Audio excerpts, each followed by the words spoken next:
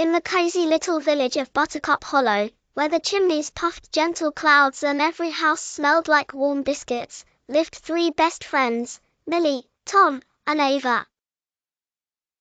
They were known all around the village as the little bakers of Buttercup, always covered in flour, giggling, and singing as they whisked and rolled their way through every weekend.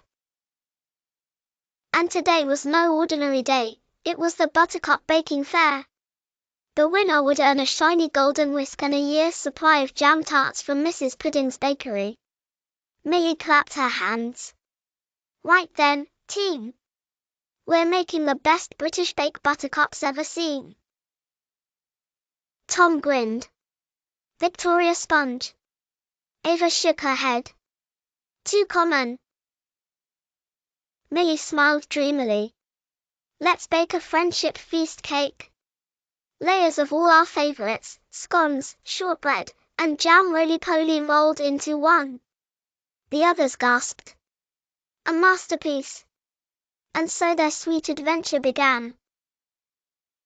The great baking mix-up the friends tied on their aprons, Millie's with pink polka dots, Tom's with tiny footballs, and Ava's shaped like a teapot.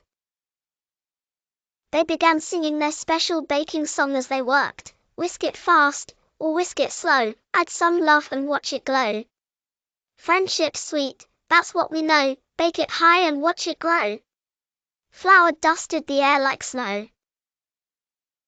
Butter melted, sugar sparkled, and jam bubbled on the stove.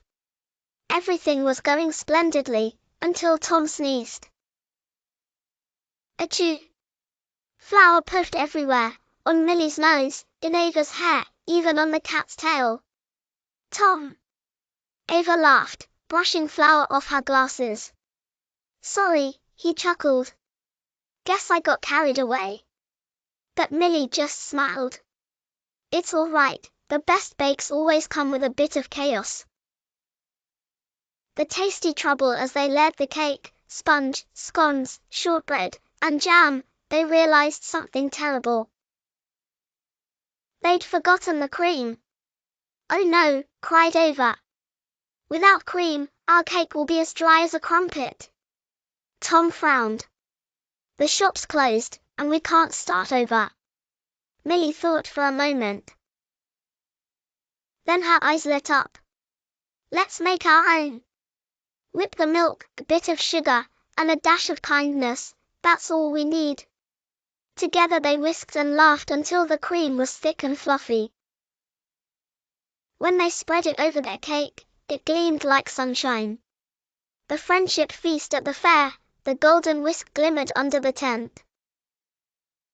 Bakers from all over brought their best, cherry bakewells, spotted dicks, treacle tarts, and buttery scones.